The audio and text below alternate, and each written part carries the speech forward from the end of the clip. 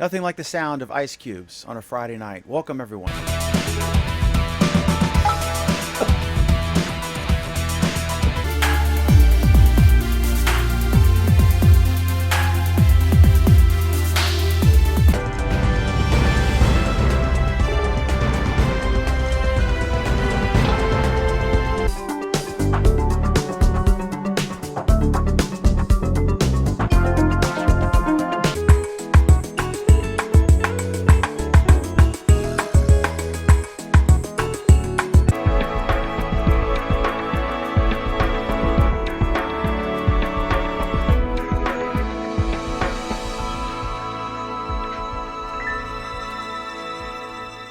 Oh, I'm on.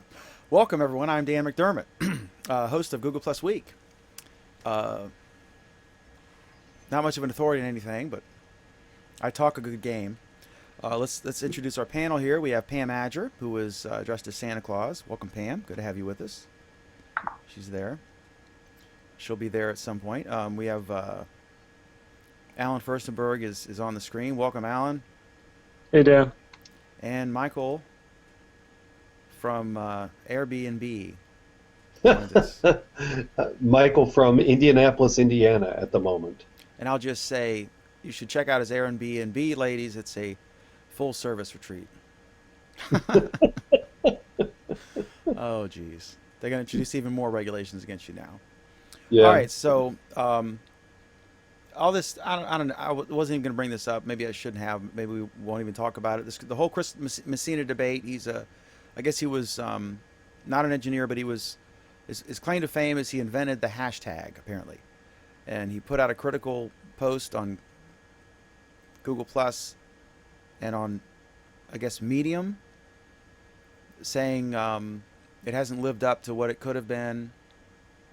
And then Michael Elgin did a pretty good takedown, and then he responded in detail. And then he did Ifat Cohen's show, which you should look up. It was pretty interesting. I didn't get to watch it all. I watched about a half hour of it, and then I had to prep for this and do other stuff. But so he's all of a sudden we know who Chris Messina is. Do you have any thoughts on this, Alan? It's kind of old news, like you said. Just is there any? Have we learned anything from this, or did he have a point or not? I mean, I don't know.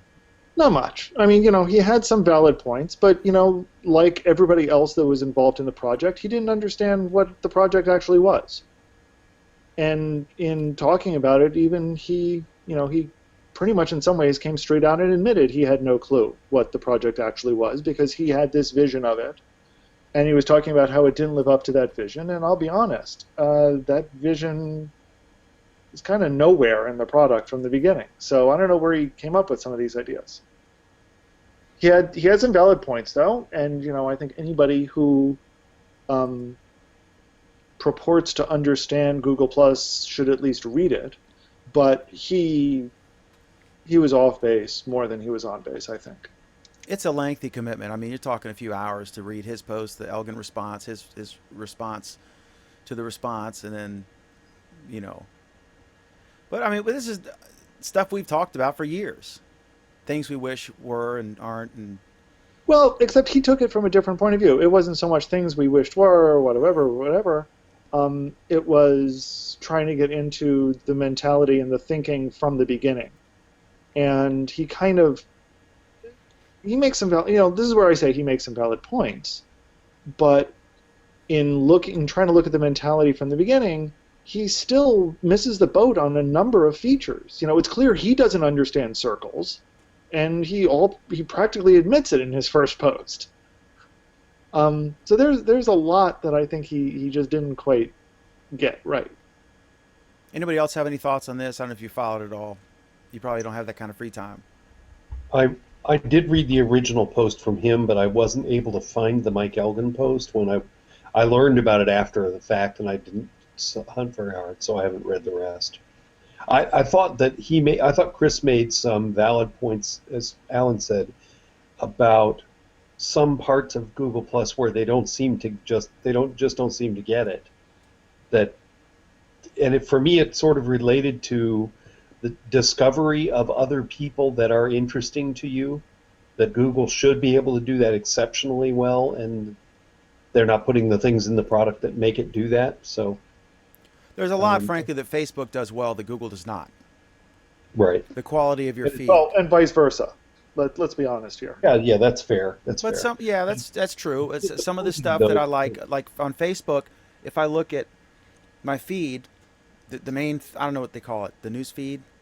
I find that to be far more relevant and interesting from people I know than I don't. the stuff on Plus.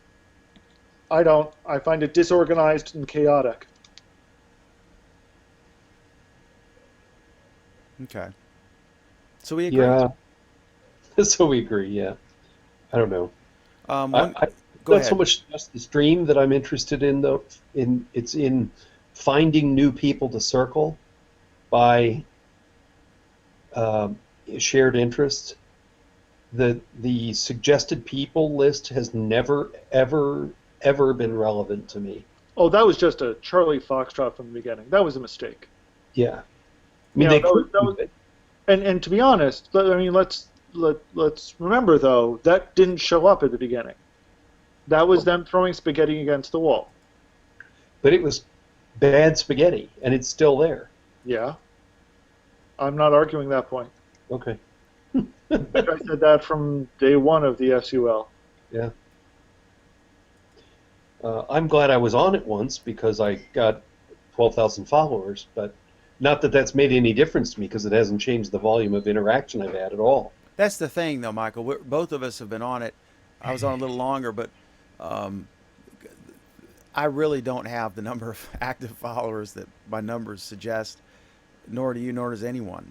You know, I've got the Yeah. same 50 or 80 really active who engage, and then I've got, you know, maybe 1,000 or two who occasionally engage. And it's basically no different than before I was on it. I have Yeah. like 25,000 real followers, and then they gave me another. Whoa. Here's, never mind. I really don't want to get into the SUL, but the SUL wasn't there to benefit the people who were on the SUL.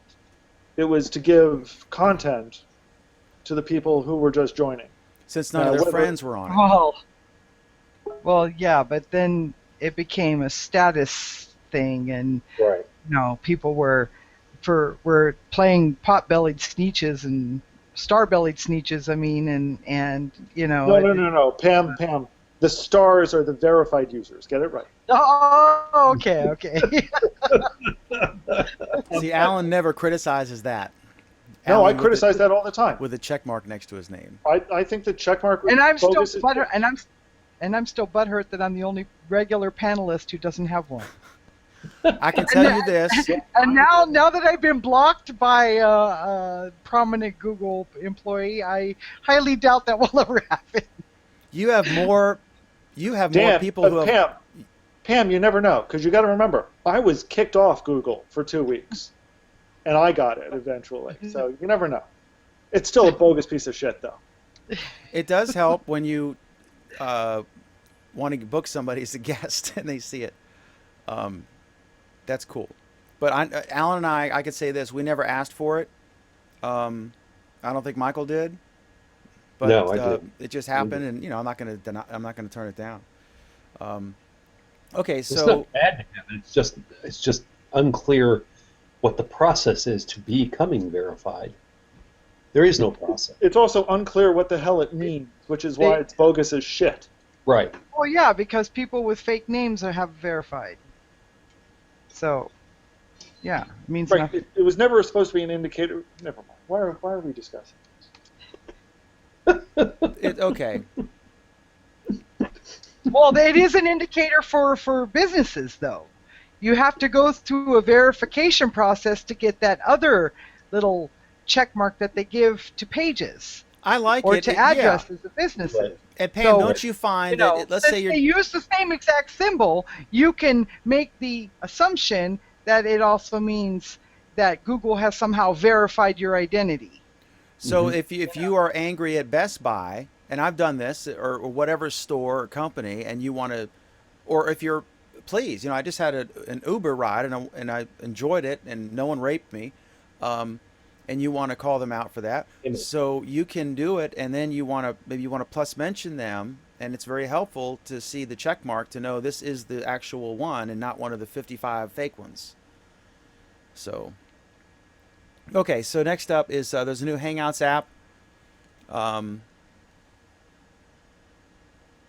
you can, I don't know, it's got labels or a new take on emoticons or something. I don't know what the hell it is. We saw some testing of that today. It's got stickers because everybody else has stickers. What This are is- stickers? They're like emoticons but bigger. So Why do we care? I don't Because think you're it's the a demo. cool, trendy thing. Is this a kid thing or like Because everyone's it's doing what? it? It's a tween thing, I think. I haven't been a tween for a long time. Wait, but Google's minimum age is 13. That's no longer a tween. That's a verified teen. And With a all check of the mark. people who With say a they're check mark. and all of the people who say they're 13 are really 13 on social media. Yeah. Of course they are. This is like, was there anything substantive in the new Hangouts app? Other than Seriously, I didn't know there was a new app. Yeah, I I mean, can't imagine the entire Hangouts team losing sleep like in Cheese Share, Oh, everyone's all gonna be all excited to sleep and all this stuff, and I'm like, really? Did they replace their development team with a bunch of tweens? it was kind of a letdown. They were like, big, oh, I'm losing sleep, and then it's like, we have mustaches, or I mean, it just okay, awesome. They could, for example, I could see that everyone losing sleep over the idea of, say, making it work, and if that's something worth losing sleep over. I'm just saying. Indeed. Okay, so there's a new Hangouts app. You should check it out. I think it's rolling out, so not everyone has it yet. Not everyone's verified and suggested. You might miss it and not realize it, and not care. Indeed. You could put me in several of those camps. Right. YouTube is you can now customize your gender in Google Plus, and I saw one headline said now your gender identity is way better here than on Facebook. What's this about? So I can talk about this. I read the announcement when it came out that apparently in the past you could identify yourself on Google as male, female, or other. And so because of a huge groundswell of enthusiasm for the effort that would be required, the engineering effort that would be required to do this, Google spent precious development resources to expand the possible choices from male, female, and other to male, female, decline to declare, and custom. And custom allowed you to type in whatever you decided to identify yourself as. So you could completely self-identify your gender on Google Plus, on your Google profile. I believe I've accurately described that without adding too much editorial flair. There was a little bit in there, Yeah, there was. just a tidge. And I have more to say on the matter, but I mean, I think the theme of all of these is feature parity. So the stickers are feature parity with other instant messaging services. The gender system is feature parity with Facebook. This is a bunch of feature parity releases that we're seeing basically. which is fine, I guess. But I go back to the same questions that I used to be asked when I was selling things, when people said, what features do we need to add to the software? And the question that always came back to me from the VP of development was, how many more licenses are you going to sell this quarter if we add that feature?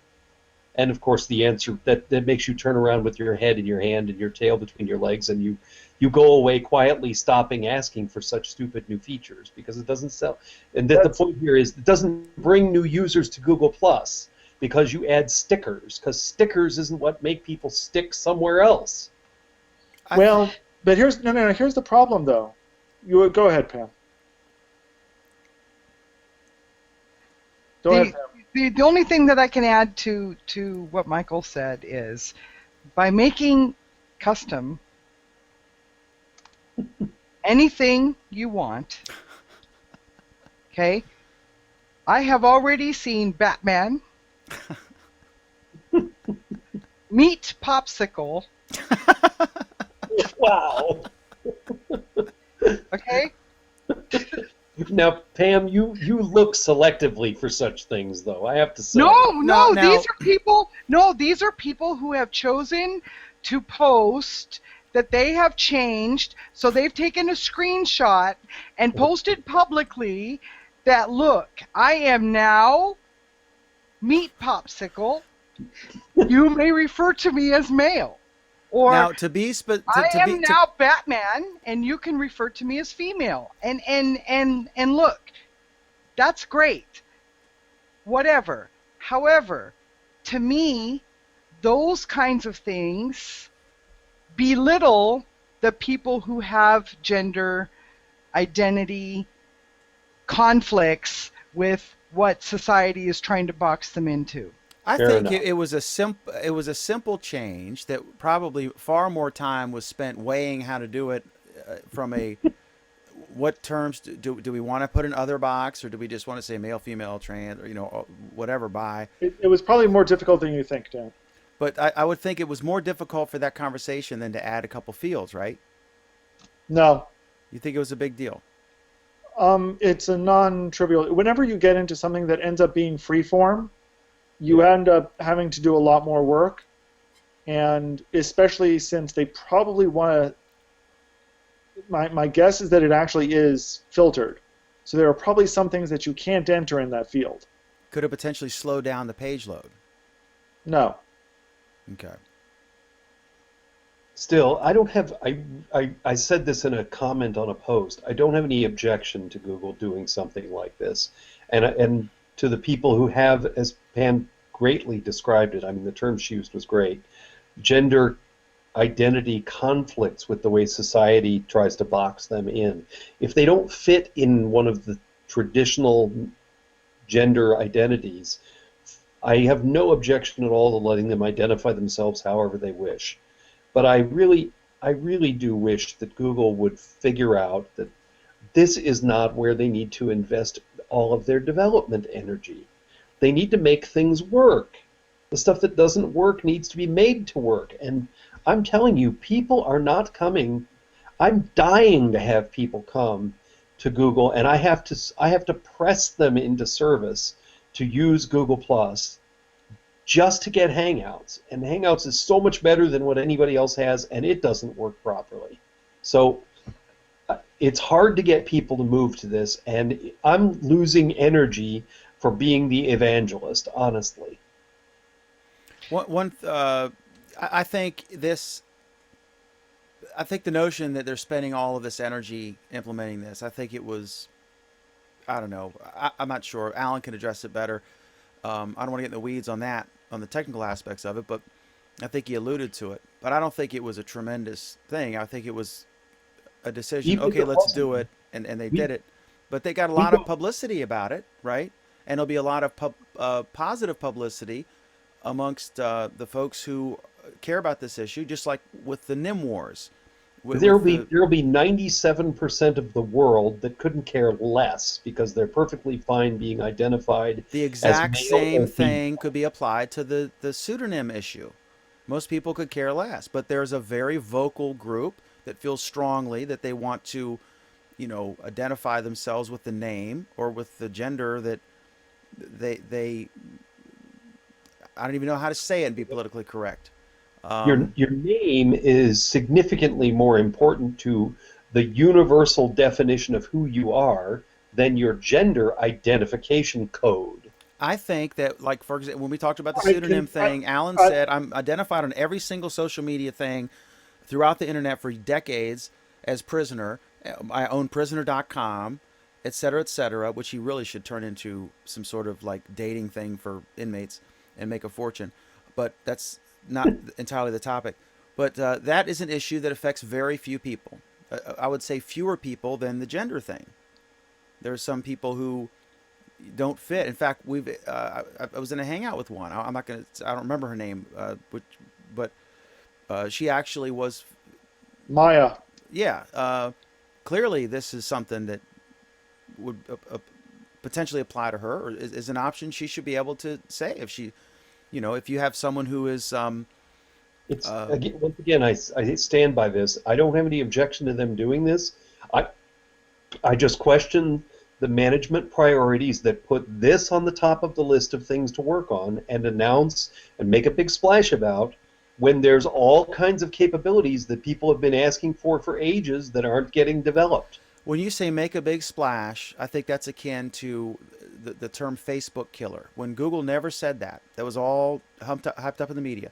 I think that they announced it on a blog, and then a few Googlers posted it, or one posted it, and then they shared it like they do everything, and the media went wild with it, because frankly, it's been covering Google Plus has been such a stagnant business of late that anything they do, because they're not developing it. Right, Bez urinated today, story at 11. So there. Just kidding. And Bez has a standing invite to the show. Hopefully he didn't just watch that.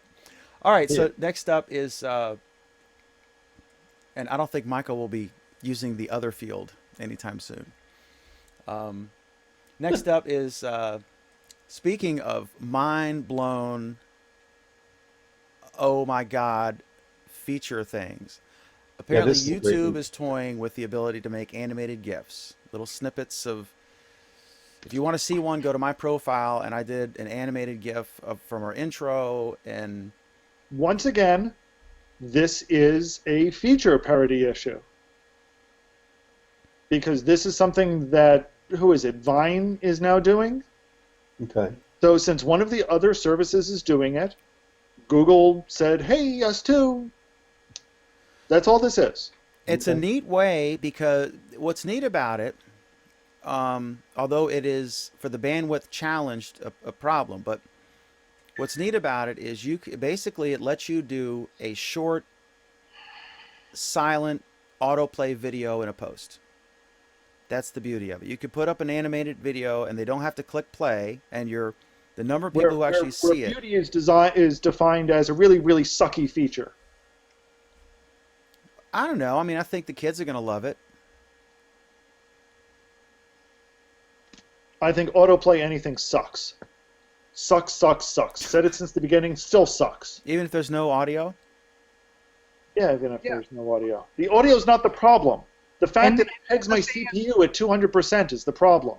And Vine does have audio, so if they're doing some kind of feature parody, then... Yeah, but a Vine GIF doesn't have audio.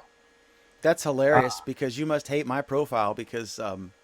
I have a gigantic animated GIF that I custom made. It's like 1080p, 30 frames a second. It's just really outrageous. I've got an animated GIF as my profile photo as well. I think it's fine in moderation. But I'll tell you what, when I go to my photos page, and of the 50 things that are there, all of them start trying to play.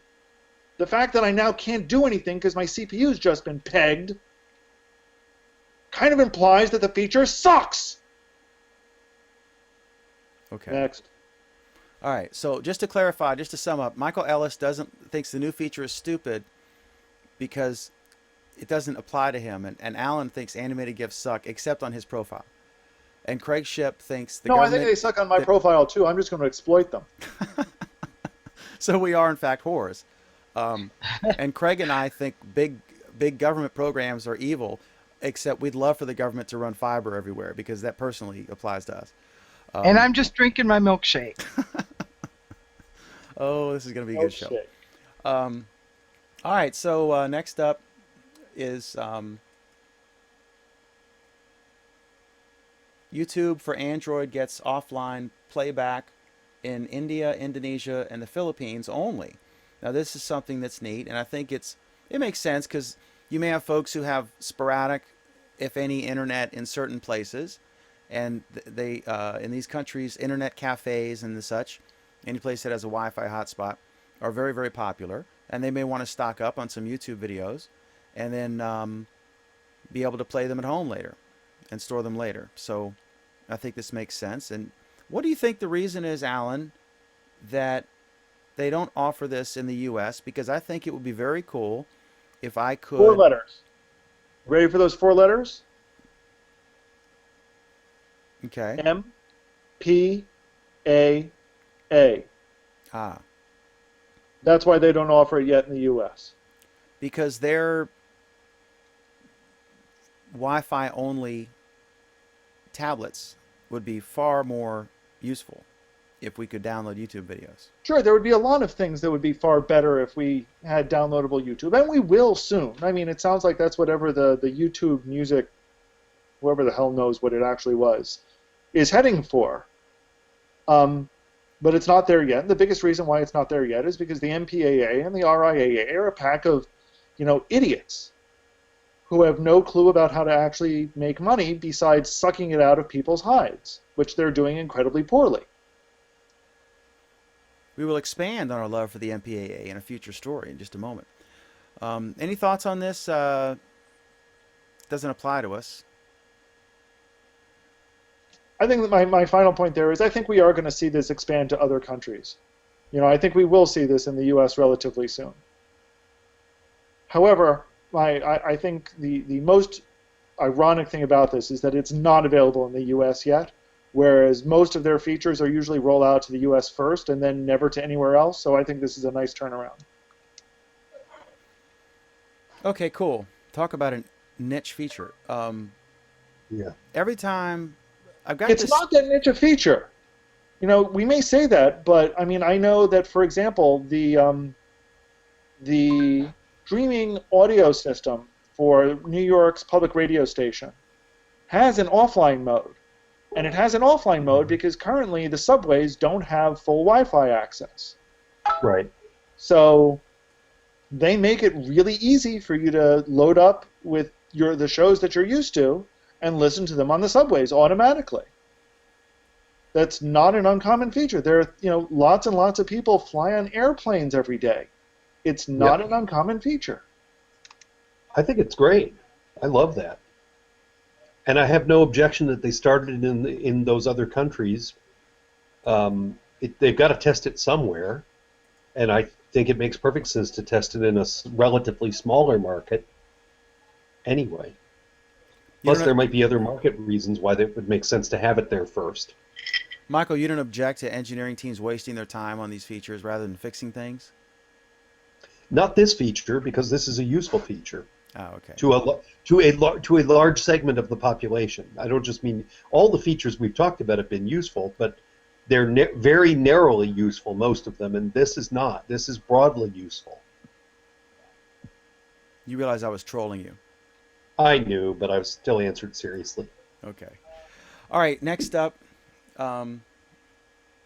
is YouTube for just kidding. YouTube. Okay. I don't know if I like this. I guess I do. Maybe not. I don't know. YouTube is testing an autoplay feature, and I guess typically what we're used to, I'm seeing more and more where people are embedding lists, right? A playlist. Once again, this is feature parody. Go ahead. Tell us what the feature is and who they're parodying or parroting. This is essentially the YouTube version of binge mode on Netflix. Oh. There's notice that on Netflix. Sorry, Michael, go ahead. There's no way to turn that off on Netflix. If you watch an episode of any series, it always goes on to the next one. Unless you manually interrupt it. If you haven't touched your keyboard, it stops into the third episode. It stops about a minute in and says something like continue playing or something. And then eventually the audio or the player fails altogether, and you get a crappy looking error message on your browser screen. I've never seen the crappy looking error message, but yeah. always get. Well, I get it on my Chromebook. I don't know if it happens everywhere, but that's the only device I consume with. So. That's one of That's the odd. few I don't have things. binge mode on my Chromebook for some reason. That's one of the few It's- things that Amazon does better than Netflix. Amazon Prime Instant Video, is that you can pause an Amazon video, and the character's frozen, and you can come back like 3 days later, and click, And still play. it's still there, and click play, and it resumes. With right. Amazon, oops, something went wrong. I mean, even the error message is wrong. What do you call an error in the error message? An erroneous error message. That's like a, I don't know. We need a new word. What is the ing version? I forget. It sounds like a rift in the singularity. Oh yeah, Pam is on her way. And our beloved Pam. So what is the ing form for parody? Parody would be parodying. Is it parodying? I don't Yeah, think. how many Parody ways- isn't a verb. Neither is parody with a D. Lord have mercy. It's also not an adjective. This show is now a parody, okay?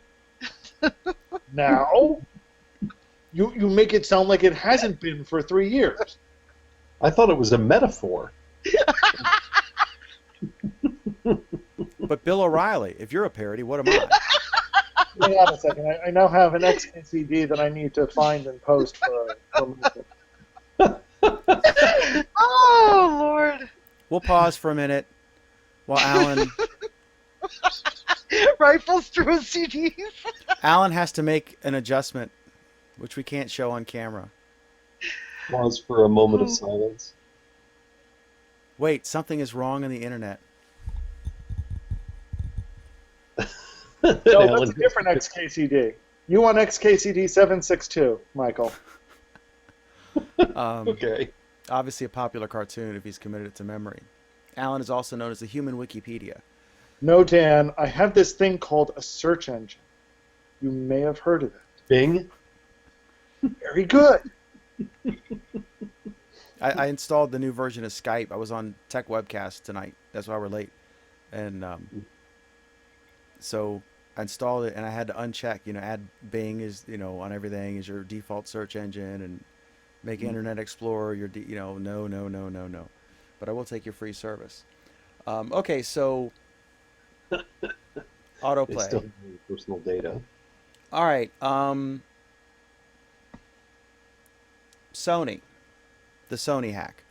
I've got to talk about this on the radio. By the way, I forgot to mention this at the beginning. I will be on the Virginia Talk Radio Network tomorrow morning at 11:07 a.m. Eastern Time, right after CBS News and 2 commercials, and an Elvis intro. He protects his blue suede shoes prior to my speaking, and I've talked about the Sony hack, and I learned some new stuff today. So I'm hoping, Alan, you can help me be able to speak in complete sentences about what exactly happened and what the latest is. Initially, it was billed as a North Korea hack as a retaliation for the movie whose name escapes me. I'm personifying the movie now. And then they were dissecting the language of the statement, what language it was originally translated poorly into English from, and was it translated and then translated again to throw them off, what IP it came from. Did the North Koreans have the sophistication? Of course, probably not, but they could certainly hire someone who did offshore. And then we've seen all these revelations come out, and some of them involve Google and the MPAA, the aforementioned beloved agency that Alan literally has his bed linens with the MPAA logo. He loves them so much. So can you give me a basic 101, what happened and how did this happen, and was this an elementary level hack or very sophisticated, and was Sony caught with their pants down, or as far as technically, or did they have reasonable barriers and these guys were so good that Superman penetrated their security? What's your take on this? I honestly have no clue, since I really haven't been following the story. Okay, that was a fail. Yep, total fail, Dan. You're supposed to warn me about these ahead of time. What do you think, Michael? I know you're a big Now I'm being trolled for sure. All right, so I'm going to do, while Alan does some quick reading. Are you talking about the Sony thing? Yeah, what do you think, Yeah. Pam? All right. Well, my only opinion is on the new movie premiere that they just had for a film, and they refused to allow any of the red carpet um, actors do any interviews. Anytime that one of the actors went over to talk to the media, the Sony people ran right over there and shut it down. So I thought that was kind of interesting. Um, but I don't know the details of the actual hack, but I do know that you're talking about the releasing of all the emails, right? Yeah, among other things. Alan will be an expert in about 30 more seconds. So in the meantime, this is a test of the emergency broadcast system. This is only a test. The broadcasters in your area, in voluntary cooperation with federal, state, and local authorities, have developed this test to keep you informed in the event of an emergency. Had this been an actual emergency, you would have been instructed where to tune in your area for news and official information. This concludes this test of the emergency broadcast system. This station serves the Washington metropolitan area. And we're back to our programming. I used to actually record that. That's how I memorized that 20 years later. I can still do it verbatim. So I'm really boring at a cocktail party. So there was a hack of Sony, and it's about this movie that the characters, as Pam said, are asked. It's a comedy with Seth Rogen, I think, right? And they're asked to assassinate Kim Jong-un, the leader of the Hermit Kingdom, that is the People's Democratic, or the Democratic Republic of Korea, North Korea. North Korea is no joke. They are very militaristic. They have a lot of weapons and a very large army. And I remember a great exchange when George Stephanopoulos on This Week asked George Will, who used to be on that show, until they moved to New York, and George couldn't do the commute. Now he's on Fox. They said, why don't we just go in there and take out Kim Jong-un? And George Will said, because North Korea could destroy about 40% of South Korea in 20 minutes with conventional weapons without a single troop crossing the border. So we can't just take them out. This is no straw man with a Right. military uniform on. And they're rumored to be close to or in possession of nuclear capabilities. And it is a cult of personality. It is a classic the emperor has no clothes scenario where you have this guy who's in a there's some leaks. You see these leaks periodically. Things like young people there think the entire world speaks Korean. I mean, just totally unbelievable society there. So they were very upset, and they said that this is an act of war, what Sony was doing. And then there was a hack, and they took all the emails, they took the passwords. We found out what Tom Hanks, the fake name he uses to check into a hotel is, and several other celebrities. We found out all sorts of things like that. And then I'll advance it here while Alan brushes up. There was a spat between the MPAA and Google, and they think that they're referring to Google by the nickname Goliath. And in emails back and forth, they were upset about the power of Google and people using search engines in general, and Google specifically, because that's the search engine of choice for most people, especially in Europe, to find pirated content. So Google did a big thing, changed their algorithm to reduce, to remove a lot of, Pirate Bay type results for movies. And they remove millions. If every time the companies find something, they can do a takedown request, and Google within hours removes it from the search engine. And one of the stories said that they did like 9.1 million takedowns, like in the previous day or week or month or whatever it was, but it was in a very short period of time, 9 million, I think like a week. So now we see, after Google did that, there was a sort of snarky response from the MPA about Google's actions. Google was very offended that they had gone to this great length to appease the MPAA and that they were snarky in response. So they cut off all contact. They said, we're not going to work with you anymore. Screw you. And then it turns out that the Attorney General, I think, of Vermont or somewhere, was getting ready to subpoena records about something. They were afraid that if they put out a positive statement to Google, that that might cause the Attorney General to not go after Google the next week or whatever. So it's just all this inside baseball stuff. And then I see that some movie productions are stopping because temporarily because they can't pay anybody because the payment system was hacked. It's just really seems to be either very sophisticated or just on some level someone knows what's going on. And I see Kevin Bryan has joined us. Kevin, have you been studying real this? real quick. Pam and then Kevin? I just want to say, hi, Nate. All right, What's up, Nate? that's it. Which Nate? Swan or who? No, Nate Dogs. Nate Dogg? Dogs. DAWGS. Nate Dogs. Because there was an. Just one of my followers. I'm watching. I said, hi, Nate. So That's it's all. not the famous rapper Nate Dogg. Oh, Lord have mercy. Maybe. It was just a shout out. Now it's a topic. You have an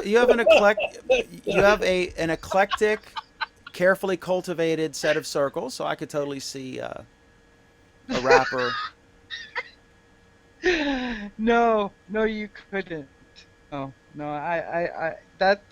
no. We Not- adore Pam. I do have followers who happen to be rappers, but I don't have like a rapper circle. So So, Kevin, welcome. Hello, everyone. Nice to see you. Tell us about the Sony hack, Kevin. The most surprising thing about the Sony hack is that we know everything now about Sony except exactly how they got hacked. That's the one. That's piece an of interesting information- observation. That's the one piece of information that I haven't seen talked about in detail, and I've been looking through several articles about what's been going on, but it's all the technical details have been kind of swarmed out of existence in the news, and they've all been covering the information that's been hacked, and it's probably one of the worst releases of information that I've ever seen for it's a regular corporation in a very long time. Could it have been an inside job, like a Snowden thing, where just some guy who had access and just a big data dump internally? I heard that's speculated about, but I've heard a lot of speculation, as you say. I don't know how forthcoming they've been. The FBI Yeah. testified on Capitol Hill about it, and they were not ready to reveal who they think did it. And I don't know how specific they got, if at all, about the methods. But would you call it a very sophisticated hacking from some Russians or whatever, because Russians and Chinese seem to be the best at it, or at least the most prolific, or would you say this was an internal job based on what you've heard? We know so little information about what actually happened with the hack itself that it's anybody's guess, but my guess would be that they got a little bit of inside information. Whether it was an inside job is questionable, but from some of the descriptions that I've seen, they weren't very careful with their passwords, and some other information seemed to be unencrypted. And so my guess. Well, but I mean, even when they were careful with their passwords, secure ID certificates got stolen. So once you've got that, now you've got your entire two-factor authentication system just went up in smoke. Yeah, you're absolutely right. I mean, the information I've read, and I haven't read a lot, has indicated, it could have been an inside job, but it could also have just been a phishing attack to get the initial chunks of information, and then from there they just went wild. Apparently, I heard tonight that the directory that contained the passwords was named Passwords. Yeah, I that's heard- pretty normal. I heard that too. So That obviously sound- Sony is also sophisticated. Well, let me ask you something, Dan. If you were designing a security system, what would you name the password file? I just think it's funny. I understand you want to have, naming What would you conventions. name it? You want to have meaningful identifiers. Come I on, get Dan. that. You're the systems expert now. What would you name it? I don't know. You're not going You to name troll it me, buddy. passwords. I'm the original. What the hell else are you going to name it? I It's just not going thought to make was it any funny. more secure if you name it something stupid. Well, something stupid might keep people out of the folder. No, these guys took everything. They could have said pictures, Everything. naked pictures No, of Dan McDermott, and nobody would literally have gone something in. stupid. You know, they'd be like, no, we'll leave that file. Yeah, it might have been better if they did name it something other than passwords. Just, it's one thing to have them have everything, but it's another thing for you to have a neon sign on something saying this is exactly where you should look first. At least make them look through the files a little bit. What makes you think they didn't? No, really. Okay, Kevin. What the hell would you call the password file? In this case, well, Come on, Kevin. You got 30 seconds. What would you call it? I like I it when would he's name beating it up on around- someone besides me. I would name it a random sequence of names and digits. I would come up with a password name, maybe a 20-digit. Not only that, but name the file that. So But you it doesn't name matter. it Not only the that, character wait, thing wait, that you wait. need to type in every Password- time that you want to access files, it. that's right. Tell me, And go, Pam. and Sorry. files can be passworded. You can restrict access to certain files. They should have passworded the password file. What makes you think they didn't? Well, this is the really. Well, they this is didn't the- use 128-bit encryption, that's for sure. What makes you think they didn't? Yeah, I don't buy it. Yeah, well, Alan has a very good point. Once they got to their secure ID section, I mean, everything was up for grabs, and that's the really crazy thing about this hack. They really did get 100% of the entire site, and so now we know everything about Sony, Well- almost whether we want to or not. So, never mind. I was going to make an analogy, but that's... But yeah, I mean, but it's kind of like TMI Tuesdays. it does open up a lot of problems, though. A lot of rocks got lifted up, and they got shown a lot of sides of people that people normally don't see. And there's right now a Sony. I'm not sure if you talked about this before, but there's a Sony exec that's apologizing for the way that she was characterizing Obama in one of her internal emails that normally no one would ever see. And so she's feeling the need that she has to apologize for it. But really what she should have done was think about what she's writing a little bit more before but she wrote okay, it. first of all, I work for a biotech company, okay? The only technology we have are some medical devices and some research devices that happen to have like Dell computers or whatever as their guts. But we don't manufacture any technology or whatever, and our IT department has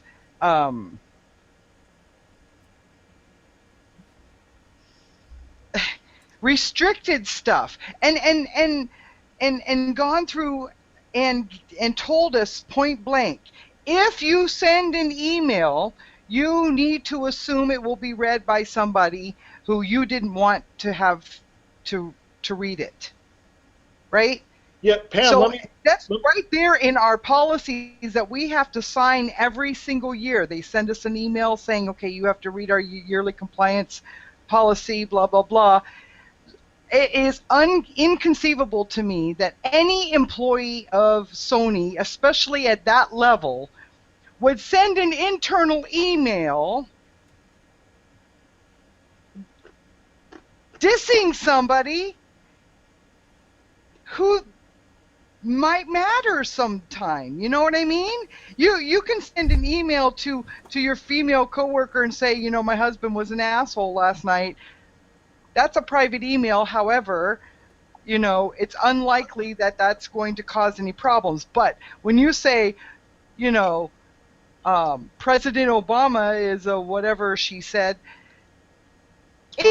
in company email, it's the most ridiculous thing I've ever heard in my entire life. These people were stupid, and personal accountability has to weigh in around here somewhere. Pam, are you telling me that executives are stupid? Because I'm almost willing to bet that there are executives at your company that are doing the exact same thing. Well, it, Yeah, it's a and it. this is a good lesson, really, for anyone. I who's never send anything in a company email that I don't want everyone to read. that's really I'm sorry. I it's can't imagine. it's kind of weird to me that emails are is available to people. I mean, regular webmail is available to people as it is, and yet still people use their work emails to send any kind of personal information. I personally don't ever do that. If it's a work email, then the only thing that gets discussed on that is work stuff, and you got to keep your any kind of private communications, on your private email. You got to do it, because I don't search the web. Yep. Why do You they know, reinvent the wheel? Let me ask you this question: why do they reinvent the wheel? In other words, if I were Sony, my options are to have whatever they used, maybe an internal system or Outlook or whatever, or to use something like Google Apps. Why do I think that my IT staff is more competent to keep out a hacker than Larry and Sergey? Why do they do this? And Well, it isn't, because at least part of the consideration isn't necessarily keeping it away from others. It's also keeping it away from competitors. And part of it is a lot of IT departments don't want to lose control of their data. There's a strong opinion that if it's not on my server, it's not mine. And you want to know something? Yeah. They're right. Yeah, there's a lot of that, and in my particular case, the company that owns us is located in Germany, so they've already have quite a different view of the internet, data security, privacy, things like that, and they control things pretty darn tight. I cannot. Even if I wanted to, I couldn't Google Plus from work. I get an error message. so you finally, for the first time, have admitted that you have been owned by anyone. Normally, she owns the person. Okay, so That's true, but you want to pay me $9,000 a month? I'm yours. I think that this could have been an inside job, because you're dealing with a nation state that wanted to seek vengeance, and they, as poor as North Korea is, they certainly could afford to slip a couple million to some IT guy to give them a few terabytes of data. But then I don't know. I mean, it could have been a traditional hacking method or whatever, but they certainly have produced some gossip for the tabloids. I think what's really going on here is that they're not telling anywhere near what they know, because they're trying to trace what's going on. I really think that's what's really going on. They just haven't told news agencies yet, because they're putting some pretty high level, white hat hackers on this, trying to find out exactly what happened and trace it. I think that's really what's going on. Do you think they would have? Okay, let me ask you this. This is the relevant question here, Kevin. You're in charge of Universal or some other big movie company, right? And you're weighing a script that is critical of Kim Jong Un. Honestly, how would this make you think? Maybe we don't want to go there. No, I'd still make it. It's still gonna make a ton of money. By It'll the probably way, make more. So go ahead. because I'm not working on Fridays for the rest of the year. I watch whatever's on television while I'm laying in bed nursing my back, and Entertainment Tonight or one of those shows or whatever came on and said that that Sony is now trying to distance themselves from this movie completely, and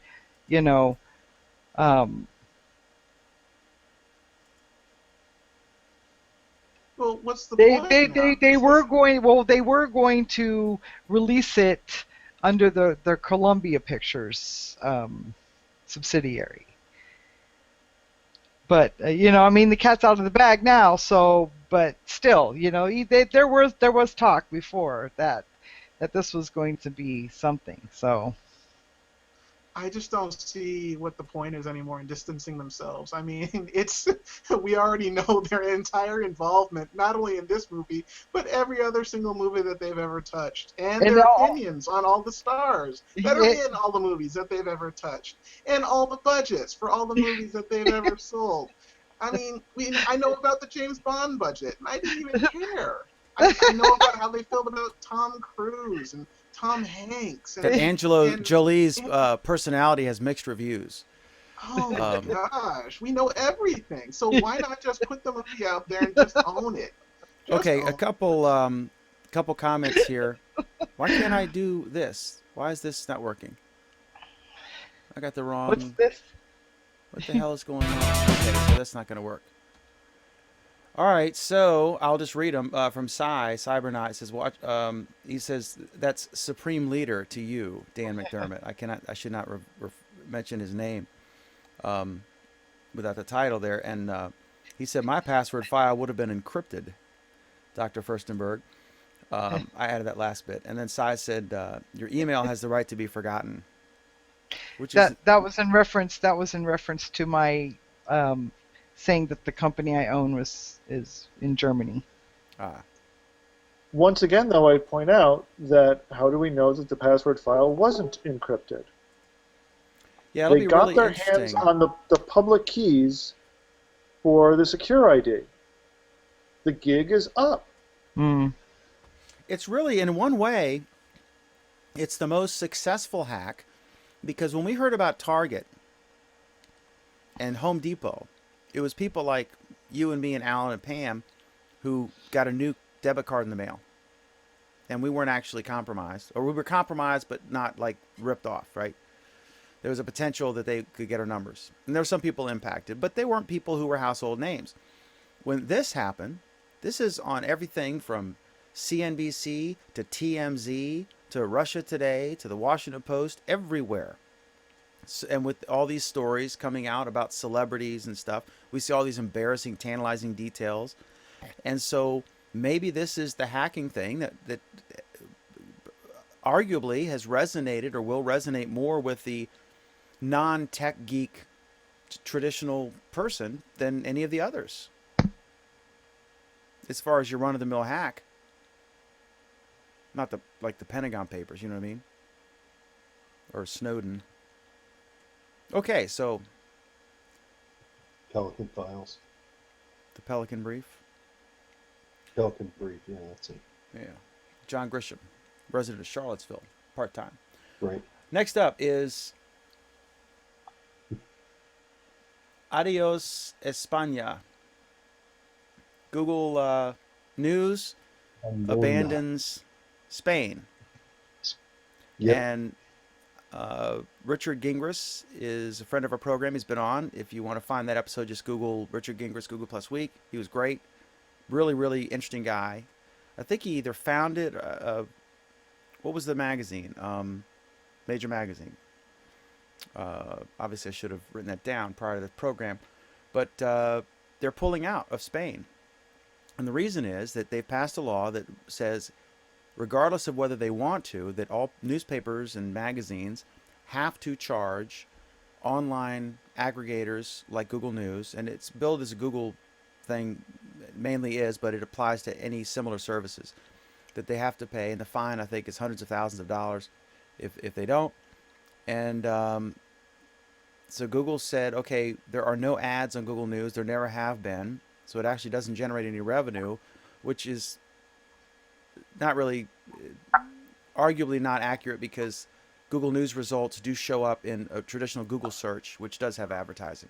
So it does and doesn't. But on the actual Google News itself, that's accurate.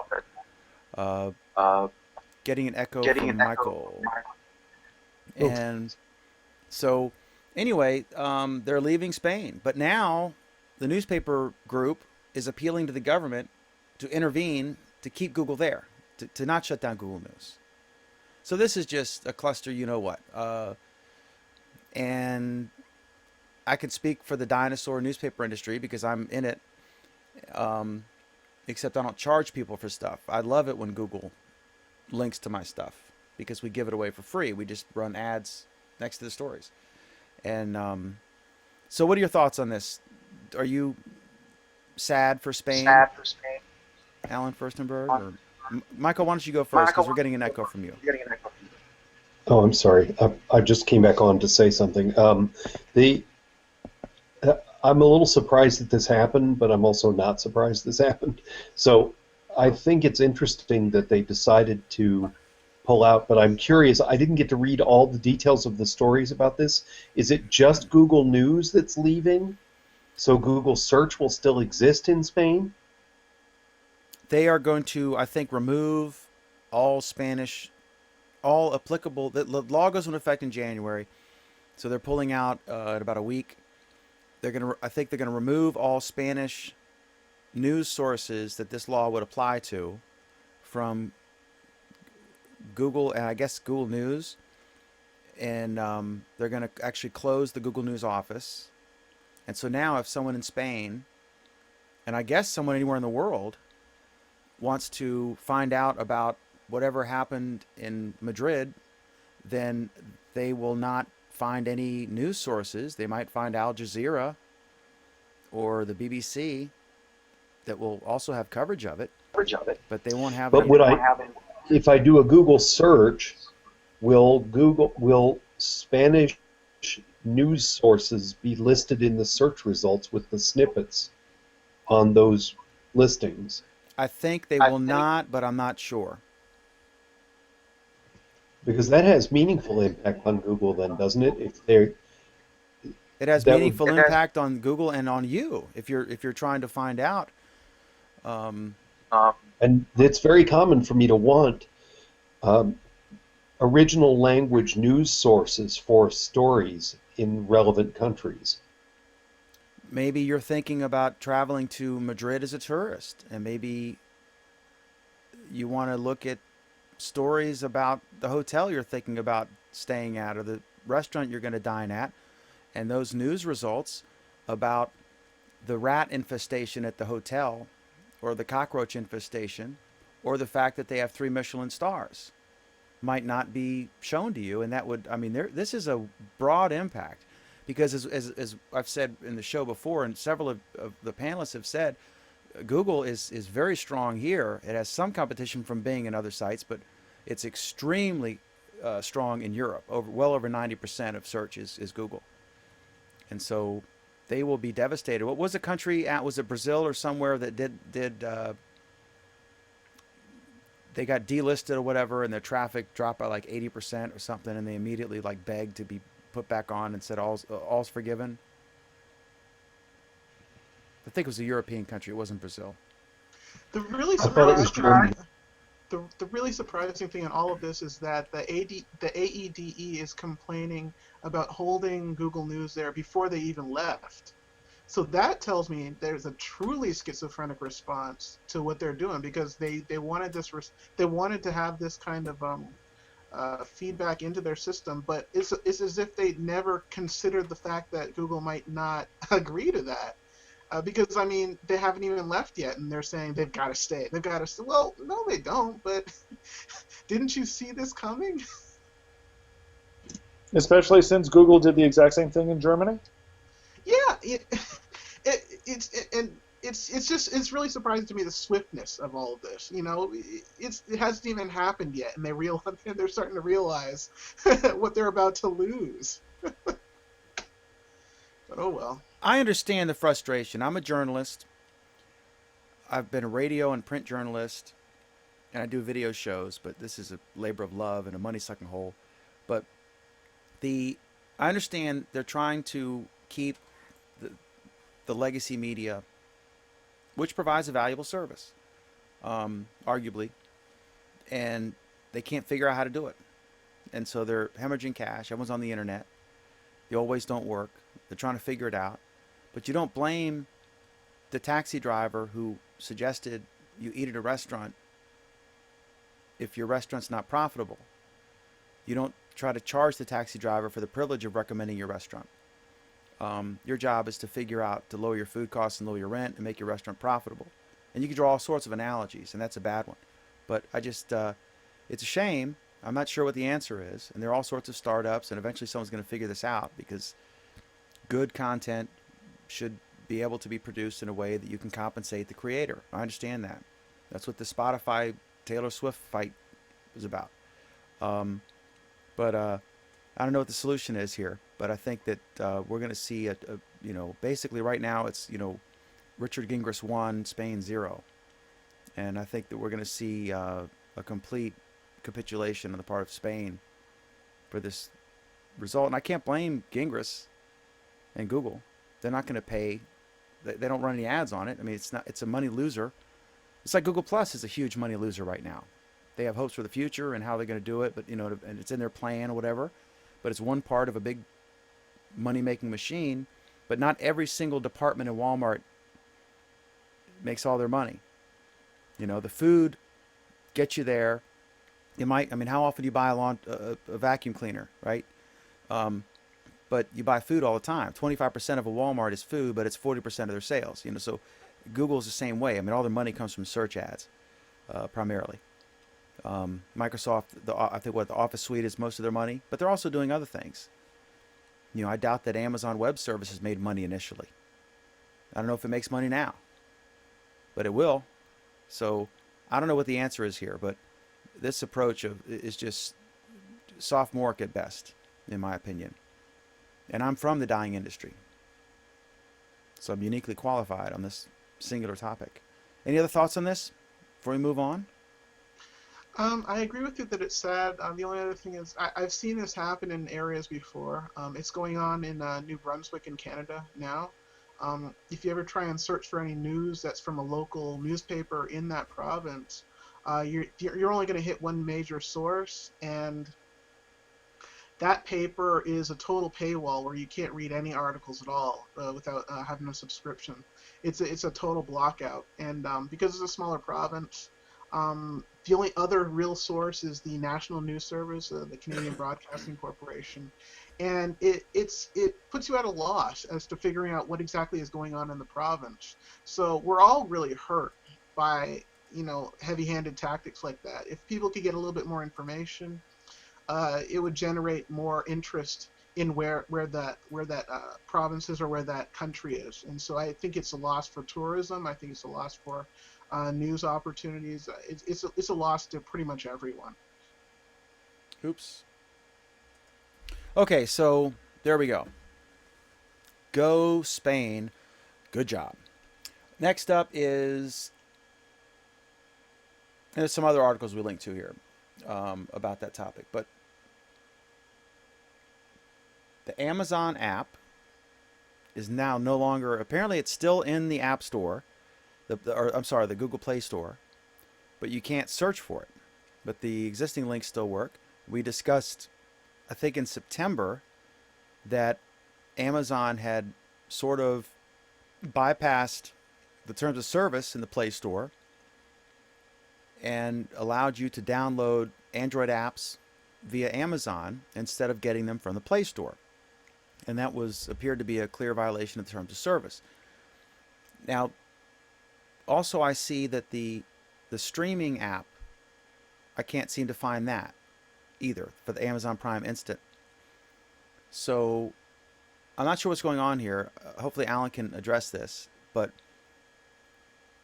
the stories all said Google pulls the Amazon app, but I haven't seen anyone who has actually said that Google pulled it, that it wasn't a private discussion like, hey, you guys can't do this, because they introduced another app called the Amazon Shopping app, which is basically everything but, and that has mixed reviews as well. So what do you think happened here, Alan? No clue, but this sounds like the sort of story we'd cover Monday nights on our Android Week. And what time is that? I don't know. I usually sleep through it. 9 p.m. Eastern, 6 p.m. Pacific. And I don't know, what app is no longer available? Amazon. Because Amazon's got like... The actual Amazon app.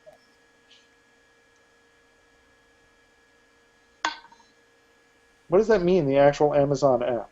Well, what they did, we covered this on the Monday night show, our Android Week, 9 a.m. Eastern, or 9 p.m. Eastern, 6 p.m. Pacific. Thank God it's not 9 a.m. Eastern, 6 a.m. Pacific. But they kind of added the ability to download apps. Like if you search for whatever game, game or whatever, Oh, the Amazon App Store. the actual the actual Amazon app, it's just called Amazon, and you could buy products. You could also you could buy apps. I have the app. I have Amazon, Amazon Kindle, Amazon Music, App Store, Audible, and IMDb, all by Amazon. On my phone. Yeah, I still have it. Mine still functions, but it's a wonderful app because it's great for what do they call it? Especially Showrooming.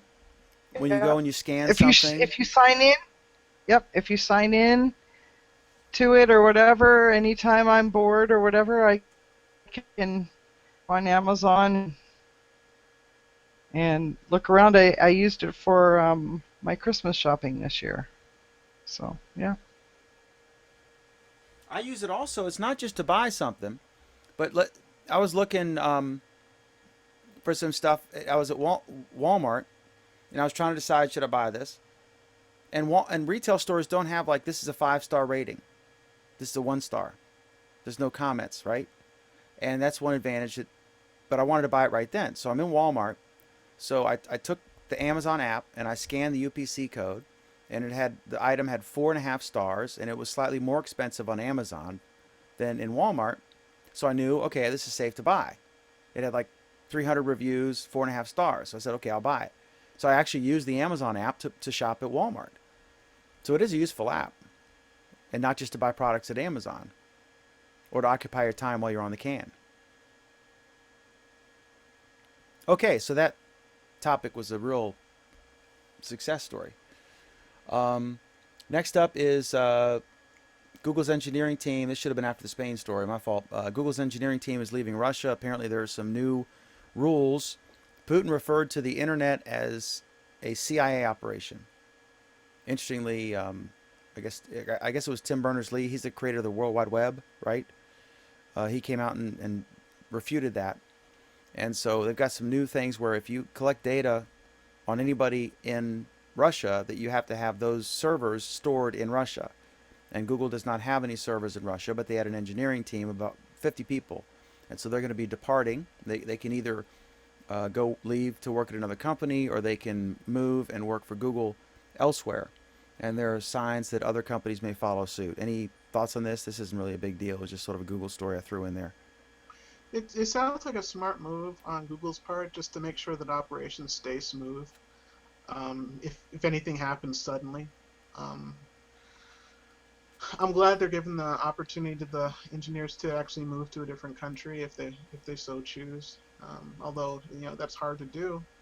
It's better than getting stuck and then all of a sudden having some kind of crackdown happen and the government magically hold you liable even though you're not really.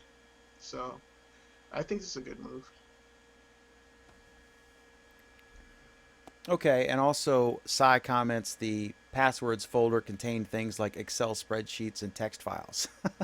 Oh my God. So there. And also there was go ahead, Alan. Dan, refresh my memory. About a month back, Not we locally had a stored. conversation. Not locally stored. Oh, so you're saying storing it in the cloud in plain text is better than storing it locally in plain text? Do you think it's safer to assume that Google is better at preventing hacking than the local IT guy on the 7th floor? No. You don't think that that's a reasonable assumption? No. How many times has Google Docs been hacked on a system-wide basis? How easy is it to get a search warrant to get something out of Google Docs? There's a difference between a company being compelled to produce information, which would apply to any of these situations. Except for the fact that's that not Sony analogous. Except for the fact that Google would be compelled to release Sony's information on its own system, whereas Sony, without telling Sony, and without Sony having any right to defend itself. Right. Whereas on your own system, Sony has a right to defend itself. And that's the biggest deal right there. Google could take that information out of the cloud without telling you. If they get the right warrant, they would just have to give that information up. You don't ever want to put your passwords in a position where that can happen. But again, Dan, going back to Just what we saying. said before, a month ago you said that having a doc file with your passwords in it was a great solution to the problem, and now you're criticizing a company for having your passwords in a doc file. Okay, you got 4 options. You can memorize all of your passwords. That's obviously not humanly possible, especially for someone like me with ADD. You could write them on a piece of paper, right? And then I'm away and my house burns down. So that's not an option. I can use one of these third-party password services. What if they get hacked? Or I can do a Google Doc and put them in plain text. Or I could come up with some method of encryption that only I knew. Pig Latin, if you will. 2.0. Of those think- those 4 flawed options, I think That was 5 flawed options. I was elaborating on the third. For Of those bad options, the least problematic and the one I trust the most is to put it in a Google spreadsheet. I don't know what else is safer. I Dan, can't. that's fine. I'm just pointing out that you're being hypocritical by saying that storing it in plain text in one place is good, while storing it in plain text in a different place is bad. He's right. If I put my passwords on the flash drive and took them to the bank and got a safe deposit box, that's safer than having it on a flash drive in my drawer next to the bed. You know, he's absolutely right. It's safer in Google's hands than it is in Sony's hands. In this particular case, it's true. Because, first of all, the hackers would have to know that Sony's doing that when they go in and hack them. Basically, I'm convinced. If they want Sony's information, is what I'm saying. If Here- some here's- random person. Oh, here's the thing. Okay, let's go on the assumption. Let us hypothesize that the files were actually stored in a Google Doc. Okay? And that your PC has the Google Drive system on it, so that all of your Google Drive files are now automatically mirrored from your local machine to the cloud and vice versa. Yeah, no. Yeah, but that's not how it is, right? I How do we have know to go that? in and then sign in, right? How do we? No. We don't know that, Pam, because that drive system is set up with automatic sign-in too. Not on my computer. On it's not. if you Lots of volunteer, people it is. Dan, how about you? I don't have any automatic sign-ins for anything except for on my phone. I agree. Okay, Alan, it's true. If someone were to bust into my place and just open my computer, they could get access to my stuff, and that's I'm choosing. Oh, really? I'm You have choosing automatic sign-in? on my home computer, yeah. Oh, Lord have mercy. But I don't have I do. teenagers here. That So doesn't matter. that's a choice I make. Do I want the convenience of being able to just go to Google and not have to have my phone and get the text code and put it in at my home computer? If I were at somewhere else, at a coffee shop or whatever, using someone else's computer, of course I wouldn't turn that on, obviously. But that is a choice I make. I prefer the convenience, knowing the risk. I'm aware of the risk. And not only that, but my phone is passworded, so they would have to get into my phone in order to have but Pam- access the automatic login. But Pam, remember again that we're talking about a system that may have been remotely compromised. So they can bypass the screensaver password and get right in on the machine. We're talking about a system that had its routers compromised. We're talking about a system that had its secure ID tokens compromised. Do you think it was? What's your pure speculation, just based on what we know, which isn't very okay. much? Do you think this was a compromise, like hacking into the thing, hacking in through a router or something? Because even then you've got a permissions issue. Or do you think it was phishing an IT person who had access to everything? Or do you think it was an inside job? Anybody have any speculation on this? How does all of this stuff fall under one password? or one code or one something. How can they access the entirety of Sony? What makes you think it was just one? And that's part of the deal, is that once you start getting into the system, you can collect more information to the point where you essentially have access to everything. Once they did get access to we don't even, I'm totally hypothesizing here. But once you get access to one machine, you have access to what that machine has. That may be another machine that has access to more. So if you think of it in terms of slowly building your access up, they could have acquired it slowly over time. That's Yeah, I what guess just to put this in context. And then And I they think didn't change this stuff? Like every couple of... Okay. Even if you did, Pam, depending on what got compromised, if they already had access to it, the gig No, is that- up. whatever level of security they had, and then It's got to be inside. It's got to be an inside job. that's what I'm all thinking, there's- because I whatever don't level think of so. security they had, the NSA is better. And the way Edward Snowden got all this stuff is over a period of time. He would someone had a problem or something. He would say, "I need your login to get to your computer," and it would be someone who had access to this part of the system. And then he would do a massive data dump, and then he'd go to somebody else. So that was an inside job, but even that took time. And Here's I'm a sure the reading Sony aside- security would pale in comparison to whatever the NSA had. Here's a reading assignment for you guys. Go read the book, The Cuckoo's Egg. The Clifford Stoll book, yeah, that one's a good one. Okay, that outlines a hack that was now 30 years old, was done completely remotely, got a pile of information from a system that was fairly secure, or at least was thought to be fairly secure. And it outlines the researcher who tracked the guy down and how he tracked it down and how he discovered what he did. Now, do I think the Sony one was an inside job? Maybe.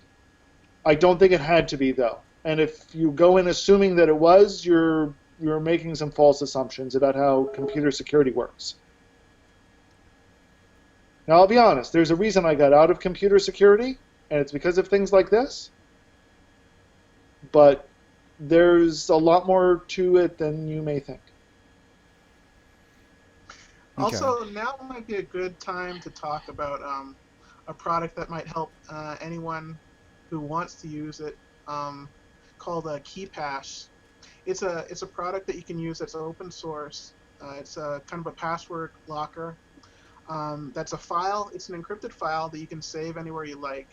Once you put in your master password for it, then you can get to all your other passwords, and you can send it to pretty much any product that you'd like. It's an easy way to keep your passwords in some kind of an encrypted file, if you're so inclined. The problem, we got to fix this just like we got to fix the whole debit card, credit card thing, because it's just, here we have a fairly sophisticated panel, varying degrees. I mean, obviously Alan knows a hell of a lot more than I do and so on, but your average just person, your average Facebook user, if you will, Instagram teen, is not going to do this stuff, and they're going to be a victim. I mean, we've got to address for the basic user. Most people don't care about how the technology works. They just want it to work, you know. I don't know how to fix a watch. I just want it to tell me the time back when I had a watch. That's the person who really suffers here. This is a high-profile attack, sure, but it's just frustrating that these things should work. You know, you turn the ignition key, the car starts, and it drives. I don't know how to fix it. Yeah, but do you know how to hotwire it? I don't. Some people do. I mean, Basically Dan, solves it. you really do have a point. I mean, security is hard. Very much in a nutshell, you can either make things really, really secure, in which case it's a big pain in the butt for the average user, or you can make security really simple, in which case you get the result, not even the result of a Sony hack, but more simplistic attacks on you. The only thing I could really suggest for the average user is kind of that middle ground. Just if you're using one of those big services like Google, turn on two-factor authentication. I don't even have that. Yeah, I mean, it's a pain. I use it now, and it's a big pain in the butt. I mean, I still have some older, Android devices, and I have to, anytime I reset them, I have to get an application-specific password set up for it. I mean, it's a big pain in the butt.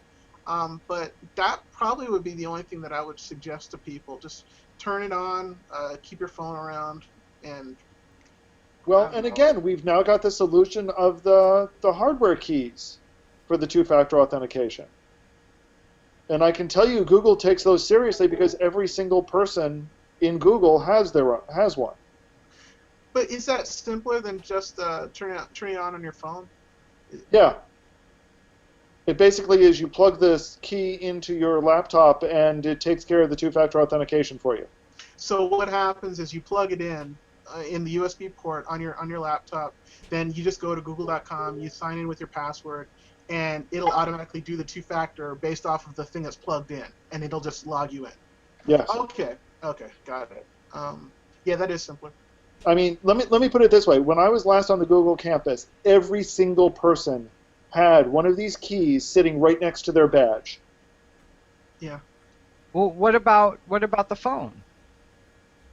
The phone is good. What do you mean? You mean how do you do authentication on the phone? Yeah. That I don't remember. Yeah, but I see what he means because having it just on the USB port is faster. You can just type in your regular password and some gobbledygook happens in the background, and then all of a sudden you're in. But you're secure. You're securely in. It's a way so the Googlers can work from home as well, and Yeah. that they can control and they can immediately take away. Well, but here's the thing, Just like a Dan. hotel, it's not, like a hotel key pass. it's not just from home. They presumably use this at work. Oh yeah. It's so that like How they get into their machines. right, and they stick it in. It's a USB key. A lot of software programs that are expensive use this as well, because that way they can control the licensing by that. They call it a dongle, but that way a Googler can work from home or at the office. They just take it with them, put it on the keychain, and then they can, just like a hotel thing, they can just deactivate it if it gets lost or what have you. And it's just, I guess they've determined it's less cumbersome than maintaining it on the software side by removing rights to a certain login or whatever. I'm not sure if it is or isn't, but they use it and they spend money using it, so I guess it's got some game. The whole thing about the hacking, there are reasonable expectations of security. For example, if I'm in a rural convenience store, some old guy who makes his money selling cigarettes, beer, and gas, and I'm there, buy a candy bar for the kid, whatever, and some guy comes in with a gun and robs the store and robs me, I'm not going to blame the convenience store guy because he didn't have armed security there. It's not reasonable to expect that he would. I would view him as a victim just like me, and other situations like that. But when like Target happens, or Home Depot, where you assume these are multi-billion-dollar corporations, I place a greater degree of culpability, or a degree of culpability, on them for being lackadaisical, especially these happening over and over again. And then we hear that there are warning signs, and I understand, like, you don't know when you're going to get hacked, and there's so many different things you can do, and you can't, like, shiver in fear in your basement because a plane might hit your house when it probably won't. I get all that, but I just think they've got to figure this out because it's going to really have an impact. Target sales took a big hit after the hacking, and their stock went down, and they took a big earnings loss in their last report. So I hope they figure this out. And I heard good things about, what do they call it, something in PIN. But that's not the end-all catch-all, as we learned from my conversations with you guys. So hopefully they'll figure this out. Anything else on this? I'm totally pessimistic, and I think it'll happen again. The end. We remain cautiously pessimistic on this issue. Okay, so one other thing I just want to mention, it's not on the official list, but I posted this, as did several others. It's a video from September, but it just came out. And apparently there's more, speaking of hacking, the Keurig, we talked about, they're introducing they have digital rights management in the Keurig coffee pots. So they decided their patent ran out. I don't know how long a patent lasts, but after X number of years, apparently those K-Cups have been around for quite a while. So their patent ran out, so anybody like Walmart or whoever, Costco, could make their own non-approved K-Cups to put the little pods in the coffee pot, right? So they to respond to this, the new generation is called Keurig 2.0, and you have to purchase actual licensed K-Cups which I think are all actually manufactured by the Green Mountain Coffee Company, and then like I guess Maxwell House will give them a bunch of coffee and they put it in their line and then make the cups with the logos, but it's all I think assembled in the same place. So there's a hack that basically it could not be simpler. You buy one like licensed DRM encoded K cup, make a pot of coffee or make a cup of coffee, then you peel off the lid, and then you can put it on top of any K cup shaped concoction, and it will make the cup of coffee. And then then they tape the thing on, and there's a new way you can buy a magnet or something that does it. But I just thought it was hysterical. They tried to use what the inkjet printer cartridges have used to have proprietary stuff. The concept being that your money's not in the inkjet printer, it's in the ink. That's why you can get a $29 inkjet printer, which obviously costs more than $29 to manufacture because they want you to buy the ink, which unlike the ink I get, which is like $30 a gallon, an inkjet cartridge, if you do the math, can be anywhere from $15,000 to $50,000 a gallon because you're getting in little tiny quantities with this fancy packaging. That's how they make their money. Any thoughts on this? This is a hilarious fail. Kudos to the internet. And I'm surprised. The other side of this is this video is 3 months old, but it blew up like yesterday. On every site. Every tech site posted this. All of a sudden, after 3 months, they found it. The guy's got a domain. It's KeurigHack.com or something. He's totally trolling them. I say good for him. Because this is absurd. What do you guys think? Any thoughts on the Keurig gate? I don't drink coffee. That's why I'm going like this, and you're just sitting calmly. This is my Kevin Bryan impersonation. There's Kevin for real, right? Here's my Kevin Bryan impersonation. He likes headroom. Is Michael asleep? Yeah, he's I out. think Pam's off camera. Alan could care less.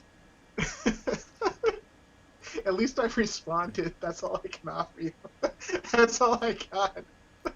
So I have a question, and then we'll do our Google Plus Week, how was your week thing.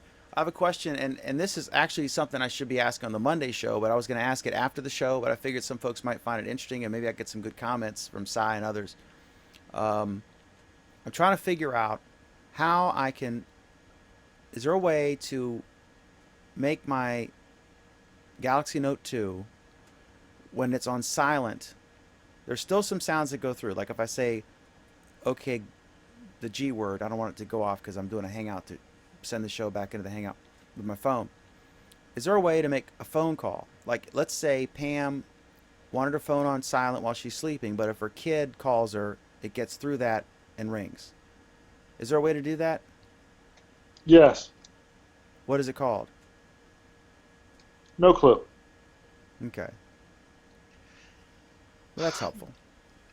There is an app out there that can help you configure those types of things. I'm trying to remember the name, and I'll put it in the comments on the video if I can come up with it. But there is an app out there that'll let you specifically configure that so that things can come in. I don't know. It's something like if then, if this then that, but Dan? it's not that specifically. Yes, Pam. Have you tried Googling selective ringtone Note 2? I had not, but I Googled several things, and then one said there was a block, you go into your blocking mode settings, and I couldn't find that on my phone, and I was in little time. I'll give you the background. Last week, I actually slept through the radio show. I was supposed to talk about the Eric Garner case, and so I set 2 alarm clocks. I was so freaking tired. I slept through both alarms. Then I called at like 11:37, and he had announced, Dan McDermott coming up after CBS News, right? This is on like a network of radio stations, right? So I was like, and so they call, and I was getting all these, are you okay? Are you safe? What's going on? And they're in Lynchburg and Roanoke and that area, and I'm like 3 hours away. So it's all via phone or gadgetry, depending on how we do it. Anyway, so that was mortifying, and I never do that. I'm very professional in this stuff, but I was just really tired, I guess. So I was trying to figure out some way to do this. And the poor guy, he's a good like question answerer, or asker, but he had to stretch. And then they said we wanted you to go long for 2 segments, right? So he had to talk for like 20 minutes, just a monologue about this, very contentious. And of course, you have to watch what how do you describe it. It was just awful for him. And I said, God, I wish I could hear it, but they're like, well, we're destroying the tapes, So I'm trying to figure out, even if my thing's on silent, and I had the alarms go off, but apparently not effectively. I want the phone to ring like crazy if that specific number calls. There has to be a way. Now there is an app out there called Call Filter Alarm, and from what I've seen of it, I haven't run it myself, but what I've seen of it says that it will allow calls to go through to your phone and ring it, even if your phone is on mute. Okay, that would be It badass. has notifications set up, so that would be where I would start off. And I put it into the internal chat. I'm going to put it into the regular, I guess, your posting of this video. I'll do that as well. But try that app out, Call Filter. Okay, cool. And then I think that'll do what you're talking about. Because I had a problem. They actually fixed a bug because of me. I have like, I think, like 13,000 contacts or 23,000 or some ridiculous number. So I get the notification. I can't keep my volume on. It's just constant ringing from something. So, and I don't want to go through each app and figure out, okay, how do you make this thing shut off? And then you get a new version. The setting's different. You have to redo it. It's just a hassle. So that would be awesome. And I can't believe it's this cryptic to figure that out. I would think every parent, for example, would want to be able to shut their phone off so they can sleep. But if the kid calls and has an emergency, they can get right through. Or maybe, in Pam's case, she wants the opposite. I'm just kidding. I'm just kidding. We got to be nice because they gave you a milkshake tonight.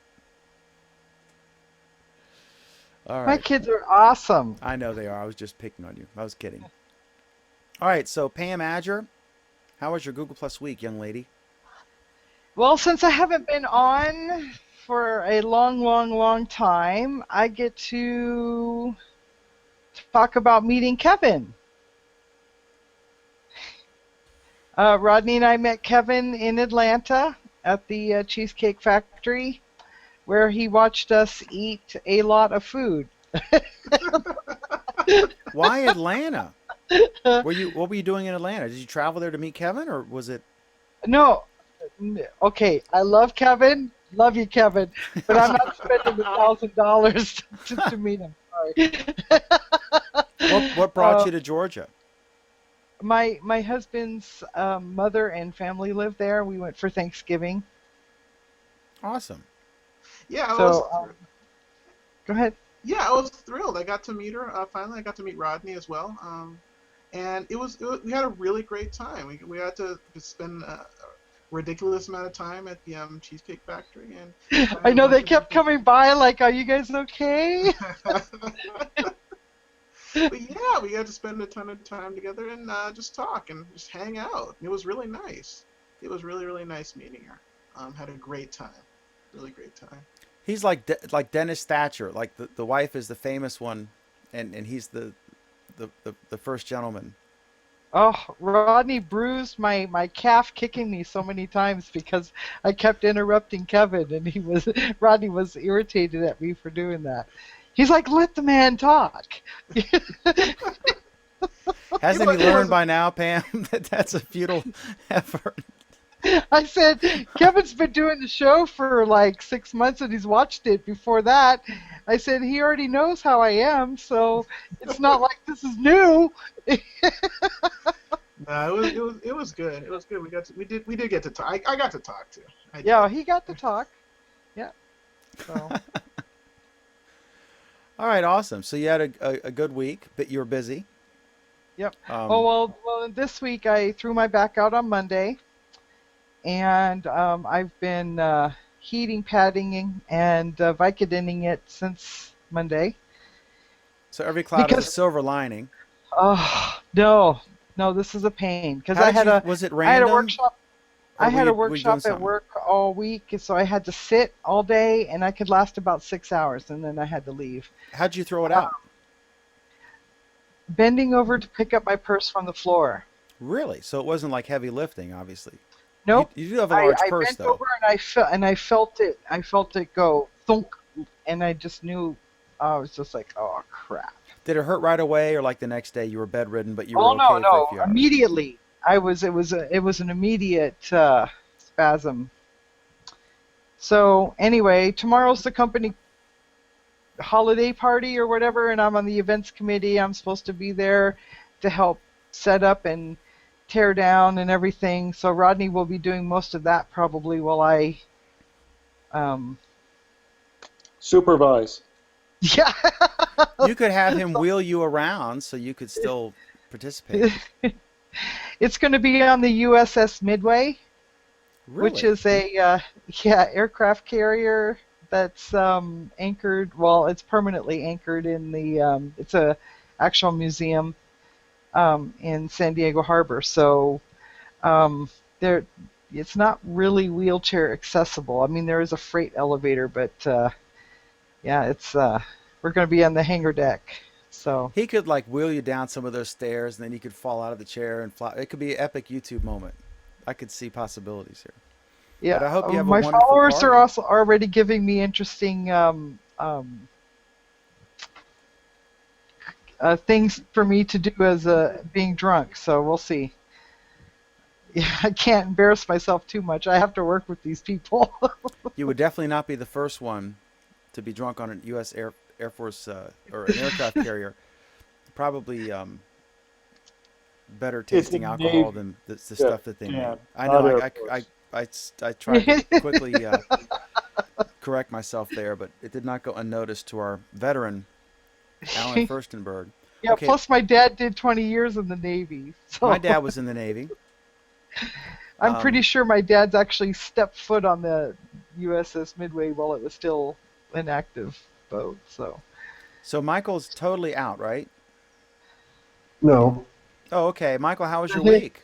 And good morning. Hello, everyone. How was your week? Good. I'm doing shuttle diplomacy between hospitals around the country.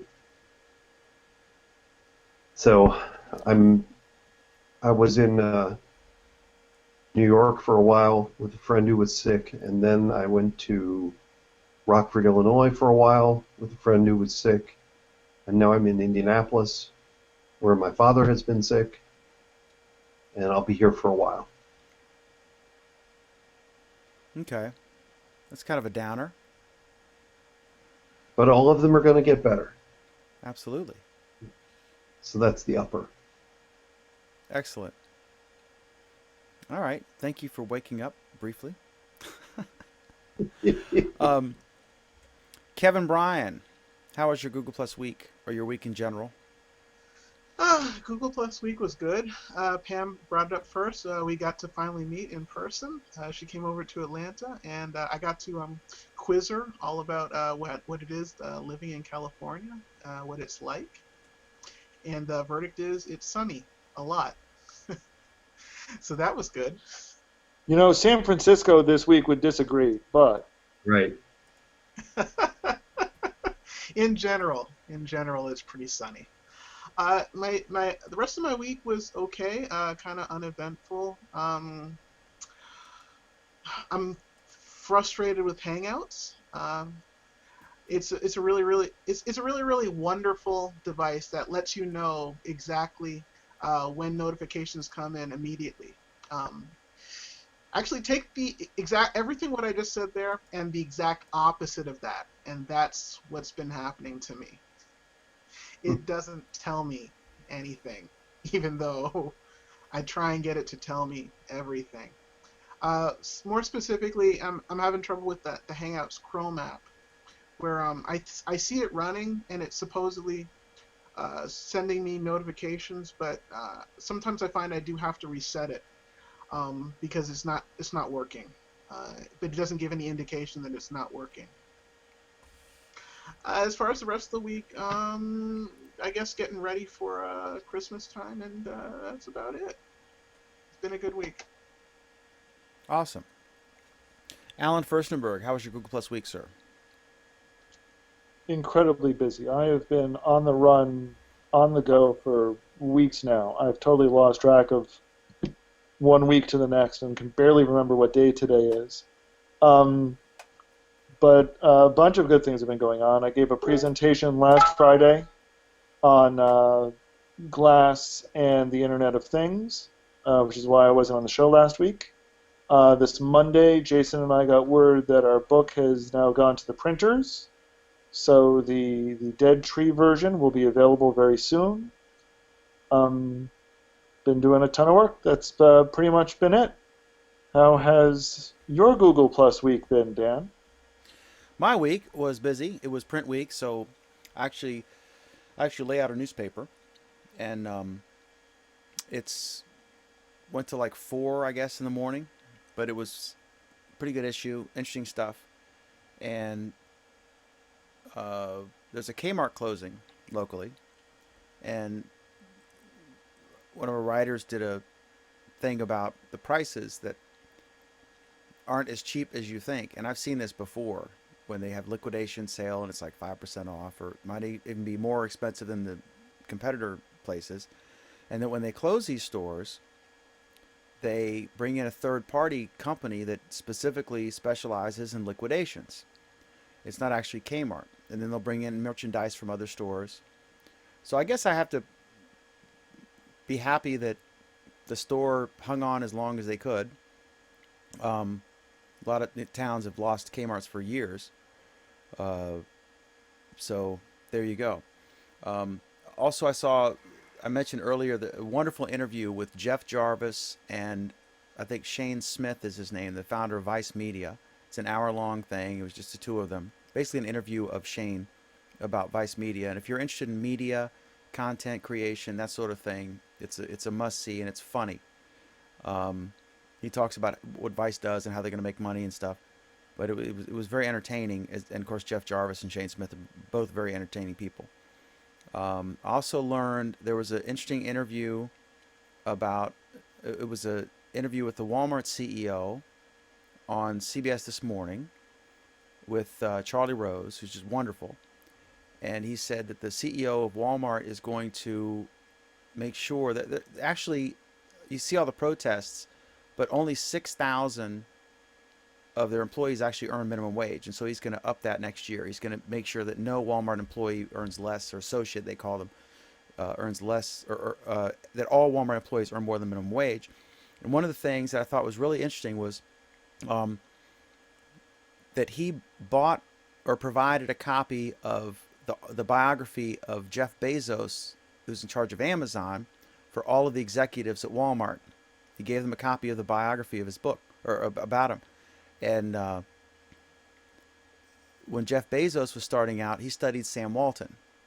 So I thought that was interesting. And back to Kmart, when Sam Walton was getting ready to go big in Walmart, he went through and studied Kmart and Costco before he started Sam's Club. He walked through and he'd look at prices and see how they did it. So everyone copies everybody and studies everybody. But I just thought it was interesting, kind of full circle, that Bezos read the wonderful, it was an autobiography, and there's, obviously it's corporate manipulated propaganda on one level, but there were a lot of interesting anecdotes about how he started.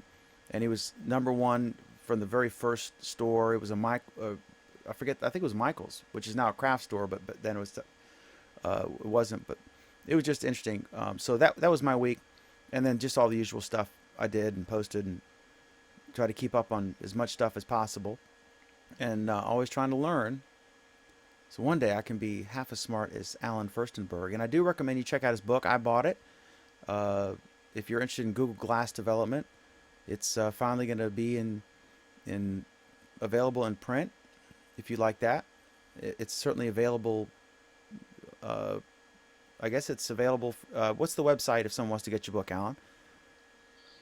You can actually go to prisoner.com/glass, and I've got a link there to my book right Awesome. from my page.